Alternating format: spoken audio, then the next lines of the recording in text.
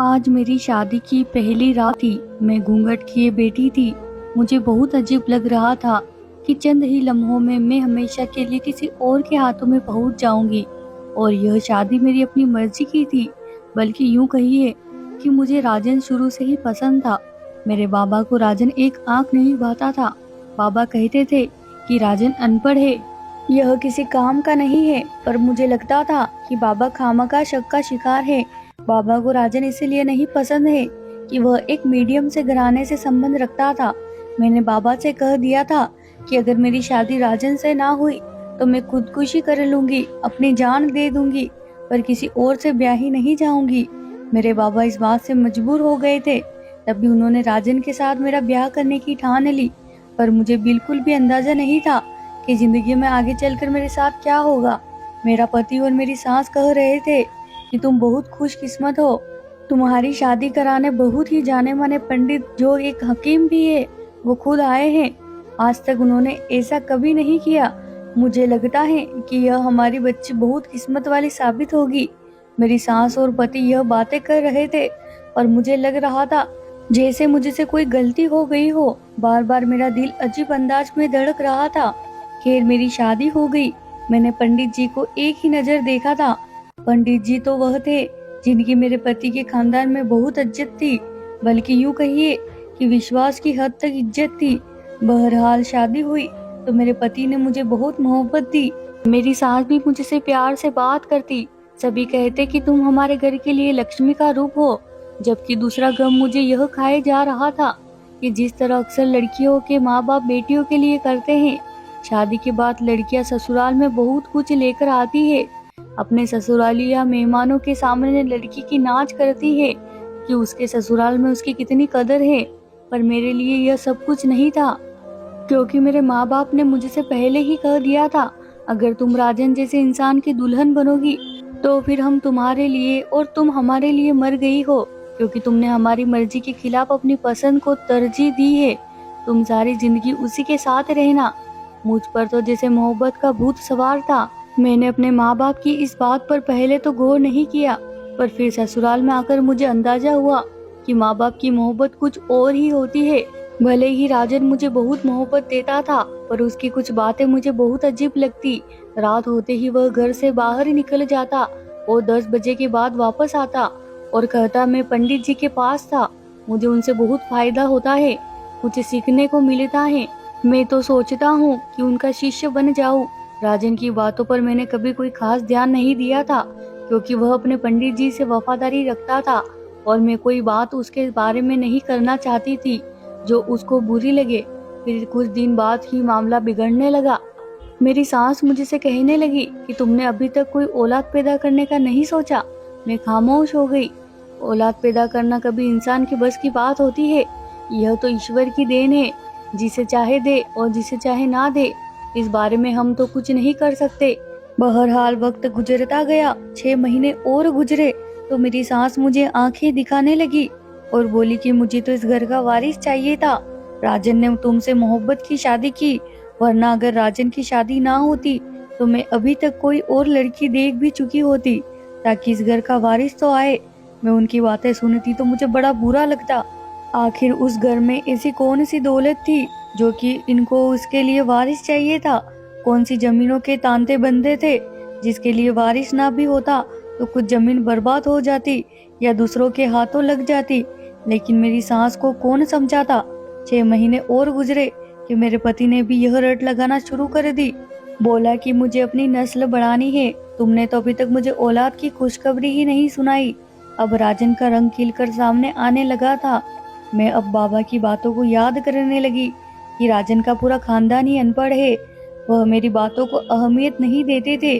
बेटा, कहते हैं कि औरत के नसीब में औलाद होती है, और जिस औरत के नसीब में औलाद ना हो उसमें जरूर कोई ना कोई कमी होती है, उससे ईश्वर नाराज होता है। पंडित जी भी यही कहते हैं। मैं उसकी बातें सुनकर बहुत डर जाती थी कि कहीं अब मुझे अपने घर वालों से ही मदद ना मांगनी पड़ जाए, क्योंकि उन्होंने तो हमेशा के लिए मुझसे संबंध खत्म कर लिया था। बहरहाल एक रात मेरा पति मुझे लेकर घर से बाहर निकल गया। बोला कि मैं पंडित जी के पास जाऊंगा तो तुमको भी ले चलूंगा, जरूर वह तुम्हें अपना आशीर्वाद देंगे। तो तुम्हारे यहाँ औलाद होगी। मैंने अपने पति की मिन्नत की कि वह ऐसा ना करे। मुझे उस पंडित पर जरा भी यकीन नहीं है, पर मेरे पति को इस बात पर बहुत गुस्सा आया। बोला कि तुम्हें चलना ही पड़ेगा, तुम पंडित जी के पास नहीं जाती, इसलिए तुम पर अभी तक ईश्वर की कृपा नहीं हुई। वह जरूर तुम्हें पापों से मुक्त करेंगे, तभी तो तुम औलाद पैदा कर सकोगी। मैं उसकी बातें सुनकर हैरान होती। बड़ी मुश्किल से मैंने उससे हाथ छुड़ाया और घर के अंदर आई। सासू माँ को भी सारा किस्सा पता चल चुका था। वह बोली कि फिलहाल तुम लोग अपने कमरे में जाओ, मैं सुबह उठकर इस मामले में बात करूंगी। मैं जानती थी वह भी क्या बात करेगी।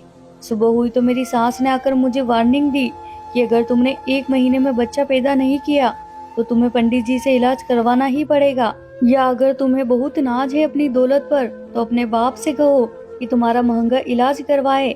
हमें तो बच्चा चाहिए, हमने शादी बच्चे के लिए की थी। मेरे बेटे को तुमसे मोहब्बत जरूर थी, पर तुम उसे ज्यादा पसंद करती थी, इसलिए यह शादी तुम्हारी मर्जी पर हुई है। मैं यह बातें सुनकर बहुत परेशान होती, पर 1 महीने की मोहलत मुझे दी गई थी। मुझे इस महीने में उस ईश्वर से खूब प्रार्थना की कि मुझे औलाद की खुशी दे दे, पर जिसने अपने माँ बाप का दिल दुखाया है उसे क्या मिलता। 1 महीने बाद भी मेरी झोली खाली थी। अब मेरी सांस के तेवर बिगड़ गए। मेरे पति ने भी कहा तुम्हें मेरी बात माननी ही पड़ेगी, क्योंकि मैं तुम्हें इस घर में बंजर जमीन की तरह नहीं देखना चाहता। मुझे तुमसे औलाद की खुशी चाहिए। मैं खूब समझती थी कि मेरा पति ऐसा क्यों कर रहा है, इसलिए कि मेरे मायके वाले मुझसे नाराज थे और राजन जो भी चाहता मेरे साथ कर सकता था।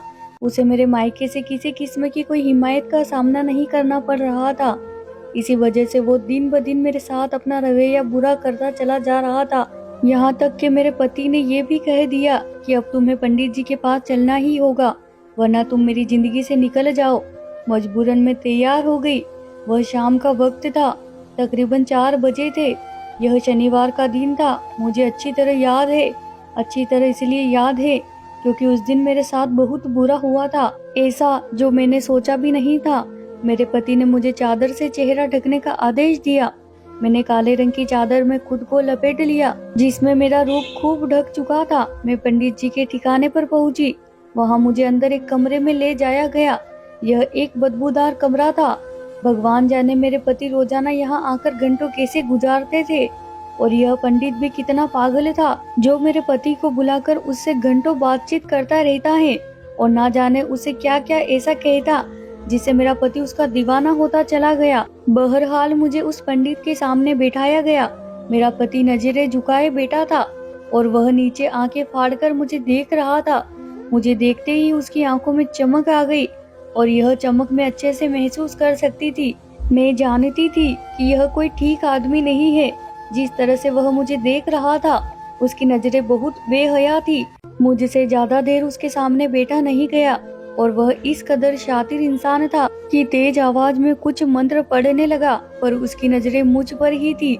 मेरा पति तो यूं सर झुकाए बैठा था जैसे उससे ज्यादा अच्छा इंसान इस दुनिया में कोई नहीं है। खैर 2-4 मिनट गुजरे तो मेरे पति को देखकर पंडित जी ने कहा, तुम दोनों इधर ही बैठो, मैं कुछ लेकर आता हूँ। नौटंकी पंडित हमारे सामने से उठा और कुछ लेने अंदर वाले कमरे में चला गया। मेरे पति ने मुझे नजरें झुकाने का आदेश दिया। मैंने ऐसा ही किया। 2 मिनट बाद आया तो उसके पास एक रजिस्टर था जिस पर कुछ उसने आड़ी तिरछी लकीरें खींची हुई थी। मेरा पति उसे देखकर कहने लगा, पंडित जी अपनी मेहरबानी से हमें बता दे कि बच्चा कब होगा। पंडित जी जैसे हवा में घूरने लगा, जैसे बहुत ही बड़ा कोई काम अंजाम दे रहा हो। फिर थोड़ी देर बाद सोच वाले अंदाज में बोला, तुमको बच्चा तभी होगा जब तुम कोशिश करोगे। मैं उस नीच की तरफ हैरान होकर देखने लगी कि ये ऐसा क्यों कह रहा है। मुझे अपने पति का लिहाज ना होता तो मैं उसे वहीं पर सुना देती, पर मैं खामोश रही। फिर उसने हम दोनों को अलग अलग कमरों में भेज दिया। मुझे उसकी यह हरकत भी बहुत बुरी लगी, पर मैं चुप रही। बोला कि तुम दोनों को अलग अलग एक काम करना होगा, इसी से तुम लोगों के हाथ बच्चा पैदा होगा, और अगर यह काम नाकाम रहा तो दोनों कभी माँ बाप नहीं बन सकते। इसलिए जो मैं कहूँ उस पर सख्ती से काम करना। मेरे पति ने हाँ में सर हिला दिया। उसे तो पंडित की बात पर पूरा यकीन था। मैं भी चुप थी। फिर मेरा पति दूसरे कमरे में चला गया और मैं उसी कमरे में बैठी रह गई जहाँ मुझे पंडित जी ने बैठने को कहा। मुझे डर भी बहुत लग रहा था। मुझे ऐसा लगता था जैसे मेरा पति मुझे बहुत बुरी जगह पर ले आया है। थोड़ी देर बाद पंडित ने अपने कमरे का दरवाजा बंद किया और मेरे सामने आकर बैठ गया। अब तो उसके शरीर से मुझे और भी ज्यादा घिन आ रही थी और पति की गैरत पर अफसोस हो रहा था। जो दूसरे कमरे में बैठा था उसे मेरी फिक्र नहीं थी। उसे पंडित पर कुछ ज्यादा ही भरोसा था। किसी मर्द को औरत के मामले में दूसरे मर्द पर भरोसा नहीं करना चाहिए। पंडित मेरे सामने बैठ गया। यह एक अधेड़ उम्र व्यक्ति था। अगर बूढ़ा होता या कमजोर होता तो मैं फिर भी इतना खतरा महसूस ना करती जितना मुझे इस वक्त जवान पंडित से खतरा महसूस हो रहा था। फिर वह मेरे सामने एक छोटी सी शीशी खोलते हुए बोला, यह वह दवा है जो तेरी किस्मत बदल देगी। तुमने इसे अपने चेहरे पर लगाना है और हाँ, खबरदार 30 दिन तक अपने पति के पास मत जाना, वरना तुम कभी औलाद नहीं पैदा कर सकोगी। मैं उसकी बात सुनकर हैरान ही रह गई थी। जी ठीक है, मैंने धीमी सी आवाज में कहा तो वो हल्का सा मुस्कुरा दिया। तू बहुत पाकीज़ा है, तेरा खानदान भी बहुत अच्छा है, लेकिन तू जानती है कि इंसान को सब कुछ नहीं मिलता, उसे जो मिलता है वह पूरा नहीं होता। तू यह दवा उसमें से निकाल कर अपने चेहरे पर लगाएगी तो देखना कितना ज्यादा असर होगा। तेरा पति तुझसे इतनी मोहब्बत करेगा कि कभी सोचा भी नहीं होगा। उसने मुझे वो गंदी सी शीशी पकड़ा दी और कहा कि इसे अपने चेहरे पर मल लेना। मैंने धीरे से वह शीशी अपने हाथ में पकड़ी और कमरे से बाहर आ गई, पर उसकी नजरें मुझे ठीक नहीं लग रही थी। मेरे पति को दूसरे कमरे में जाकर न जाने क्या कहा कि वह वापसी पर हम दोनों वापस आ गए तो मुझसे एक बात भी नहीं की। मुझे लगा जैसे पंडित ने हमारे रिश्ते को खराब कर दिया हो। राजन तो मुझसे बेपनाह मोहब्बत करता था, पर अब लगता था कि वह मुझसे नफरत करता हो। घर पहुंचकर वह अपनी माँ के कमरे में चला गया। मैं परेशान बैठी थी। उसने जो दवा मुझे दी थी वह तो मैं बिल्कुल भी अपने चेहरे पर मलने का सोच भी नहीं सकती थी। फिर सोचा क्या पता इतनी बातें करता है, हो सकता है उसकी बात में कोई सच्चाई हो। पर मुझे हमेशा से माँ ने बताया था कि कोई भी नई क्रीम लगाने से पहले हाथ पर लगाकर चेक करना, अगर उसे जलन हो तो उसे कभी भी ना लगाना। मैंने ऐसा ही किया। पति के आने से पहले मैंने हाथ पर यह दवा लगाकर चेक की, मगर मुझे अपनी स्किन पर जलन महसूस हुई। इस बात पर मुझे शक हुआ कि पंडित की यह दवा मुझे बिल्कुल भी इस्तेमाल नहीं करनी चाहिए। मेरा पति रात को कमरे में आया तो उसने फौरन ही रोशनी बंद कर दी और बोला, पंडित जी ने कहा है कि 30 दिन हमें इस तरह रहना होगा कि हम लोग एक दूसरे से दूर दूर रहे और फिर 30 दिन बाद ईश्वर हमें औलाद जरूर देगा। तुम भी मेरी बात पर अमल करो। हम सारी रात प्रार्थना करेंगे, ईश्वर की पूजा करेंगे तो उसे हम पर रहम आ जाएगा। मैंने कहा, प्रार्थना पूजा पाठ तो जरूर करनी चाहिए, उससे तुम्हारी आंखों पर बंदी पट्टी भी खुल जाएगी, तुम हकीकत देखने के काबिल हो सकोगे। मेरे पति ने मेरी बात का कोई जवाब नहीं दिया, पर मैंने ईश्वर से प्रार्थना की कि ऐसे झूठे इंसान से मुझे निजात दिलाए, मेरे पति को भी उस झूठे हकीम पंडित के असर से आजाद करे। यहाँ तक कि सुबह हो गई पर मेरी आंख नहीं लगी। मेरा दिल बहुत घबरा रहा था। 2-3 दिन गुजरे, कुछ भी ना हुआ। मेरे पति ने मुझे कहा कि पंडित जी ने हम दोनों को फिर बुलाया है, हमें दवाइयों के लिए फिर जाना होगा। मैं बहुत तंग आ चुकी थी, पर फिर भी अपने पति के कहने पर उसके साथ चल पड़ी। उसके उसी ठिकाने पर पहुंचकर मेरे पति ने कहा कि तुम अंदर चली जाओ, अगर मुझे बुलाए तो बाहर आके मुझे खबर कर देना, मैं खुद ही अंदर आ जाऊंगा। मुझे अपने पति की नासमझी पर अफसोस हो रहा था। मेरे बाबा सही कहते थे कि राजन और उसका पूरा खानदान ही अनपढ़ गवार है, उन पर कभी एतबार नहीं करना। अब मुझे समझ आया था कि भाई ऐसा क्यों कहते थे। राजन तो ऐसा था कि एक बात उसे कोई व्यक्ति कह दे तो उसे पत्थर पर लकीर समझ लेता। बस उसे मेरी ही बात समझ नहीं आती थी, क्योंकि वह औरत को कम अक्ल समझता था। बहरहाल पंडित जी ने मुझे अपने कमरे में बुला लिया। मैं उसके सामने बैठी थी। उसने अपने कमरे में अचानक से तेज रोशनी की तो मुझे आंखों पर चुभन होने लगी। वह मेरे चेहरे को गौर से देखने लगा और बोला, लगता है तूने मेरी दवा इस्तेमाल नहीं की। मैंने कहा कि तभी तो मेरे चेहरे पर इतनी लाली छाई हुई है। तो वो हंसकर बोला, यह तो बात ठीक है, पर यह लाली मोहब्बत की भी हो सकती है। उसने पूरे सुकून भरे अंदाज में कहा। मैंने उसे उसी तरह देखा और उसकी बात का कोई जवाब नहीं दिया। कुछ सोचकर वो बोला कि कोई बात नहीं, तुझे मैं एक दवा और देता हूँ, और यह अपने चेहरे पर लगा लेना, इतना असर होगा कि तू सोच भी नहीं सकती। तुम्हारा पति तुमसे मोहब्बत करेगा। मैं उससे यह पूछना चाहती थी कि इस दफा से आखिर होगा क्या, पर वह बोलने की नहीं देता था। मेरी आंखों में इस तरह बेशर्मी से देखता कि मैं खुद भी नजरें झुकाने पर मजबूर हो जाती। जैसे ही उसने दूसरी दवा दी, मैंने वैसे ही तुरंत उसे अपने पर्स में रख दिया और कमरे से निकल गई। फिर उसने मेरे पति को बुलाया। न जाने ऐसा क्या हुआ उस कमरे में कि उसके बाद मेरा पति मुझे से रूठा रूठा रहने लगा। उसे देखकर लगता कि वह नाराज है, पर नाराजगी की वजह भी नहीं बता रहा था। हम दोनों घर पहुंच गए। हमेशा की तरह मेरा पति मुझसे दूर था। मुझे यह बात बहुत अजीब लग रही थी और आज मेरे पति ने एक अजीब बात की। बोला कि तुम्हें पंडित जी ने जो दवा दी है, तुम उसे इस्तेमाल करती हो क्या? मैंने कहा हाँ करती हूँ, लेकिन पंडित जी ने मना किया है ना, रोशनी नहीं जलानी। बस इसलिए मैंने कमरे में अंधेरा कर रखा है ताकि तुम भी मुझे देख ना सको। हालांकि मैंने वह दवा इस्तेमाल नहीं की थी, मैं तो बस उसे तसल्ली दे रही थी। खैर इस तरह दिन गुजरते गए, पर 3-4 दिन बाद मेरा पति मुझे दोबारा उस पंडित के पास ले गया। पंडित ने मेरा चेहरा देखा तो बोला तूने वह दवा इस्तेमाल नहीं की। फिर मेरे पति को कहा कि अब तुम इसको खुद यह दवाई इस्तेमाल कराओ, वरना तो वह कभी औलाद भी पैदा नहीं कर सकेगी। मुझे अपने पति पर गुस्सा आया। वह दवा क्या थी? एक अजीब सी क्रीम थी जिसमें से बदबू आ रही थी। मेरे पति ने कहा ठीक है, ऐसा ही होगा। फिर उसने मेरे पति के कान में न जाने क्या बात कही कि वह कुछ संतुष्ट सा हो गया। हम लोग घर आए। मेरे पति ने जीत करके मुझे वह दवा चेहरे पर लगाने का आदेश दिया। मैं भी क्या करती, मजबूरन मैंने अपने चेहरे पर थोड़ी सी दवा मली थी। फिर मुझे जलन महसूस होने लगी, जैसे मैं अभी मर जाऊंगी, और उसकी वजह से खामोश रही। रात के 2 बजे मेरी चीखों में बढ़ोतरी हो चुकी थी क्योंकि चेहरे पर बहुत ज्यादा जलन हो रही थी। मेरे पति ने मुझे चेहरा धोने का आदेश दिया। मैंने गलती से उसे अपने मोबाइल की लाइट ऑन कर ली। खुद को वॉशरूम के शीशे में देखा तो यह देखकर हैरान रह गई कि मेरा चेहरा लाल सुर्ख हो चुका था, काले धब्बे पड़ चुके थे। यह देखकर मैं चिल्लाने लगी। मेरा पति बोला पंडित जी सही कहते थे, तू चरित्रहीन औरत है, तभी तो तेरा चेहरा यह दवाई लगाने से खराब हो गया है। यह सुनकर तो मेरे कदमों तले से जमीन ही निकल गई। यह तो कोई केमिकल था जिसने मेरे चेहरे को बिगाड़ दिया। मेरे पति ने पंडित जी के कहने पर यही समझा कि मैं एक चरित्रहीन औरत हूँ और मुझे इस गंदे काम की सजा मिली है।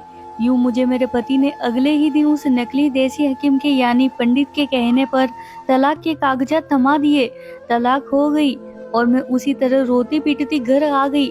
मेरे माँ बाप ने मुझे कहा कि हम तो तुझे पहले ही कहते थे कि यह लड़का नीच है, अनपढ़ है, तेरा ख्याल न रख सकेगा।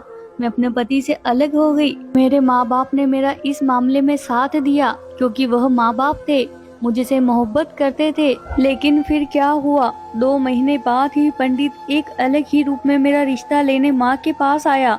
बहुत दौलतमंद खुद को जाहिर किया, पर मैं उस नीच को पहचान गई थी। मैंने अपनी माँ से कहा यह वही इंसान है जिसने मेरी जिंदगी तबाह कर दी थी। फिर मैंने उसे बहुत बुरा भला कहा, घर से भी निकाल दिया। न जाने उसके बाद क्या हुआ। मेरे पति को यह पता चल जाता कि यह पंडित इस तरह का है, इसने तलाक के बाद मेरा रिश्ता मांगा, तो शायद मेरे पति का अटूट विश्वास भी खत्म हो जाता। मेरा कई बार दिल भी चाहा कि मैं अपने पति को उस पंडित की हकीकत जाकर बता दूं, पर मैं जानती हूँ उस सब का कोई फायदा नहीं है, इसलिए मैंने यह सब काम करने का इरादा पीछे छोड़ दिया। मैं अपनी जिंदगी में आगे बढ़ना चाहती हूँ। माँ बाबा को यह नहीं बताना चाहती कि मैं एक कमजोर लड़की हूँ और अपने पति की यादों में पहले की तरह पागल हूँ। मैं अपने माँ बाबा की धन्यवाद करती हूँ कि उन्होंने मुझ पर दोबारा भरोसा किया। मैं दोबारा उस दुनिया में जाना भी नहीं चाहती जहाँ मेरे पति को मुझ पर यकीन ही ना हो। सब लोगों से यही कहूँगी, अपने माँ बाप की मर्जी के बगैर कोई फैसला ना करे, खासकर लड़कियों को, क्योंकि हमें जमाने की समझ नहीं होती और हम मीठी मीठी बातों में आकर अपना नुकसान कर बैठते हैं।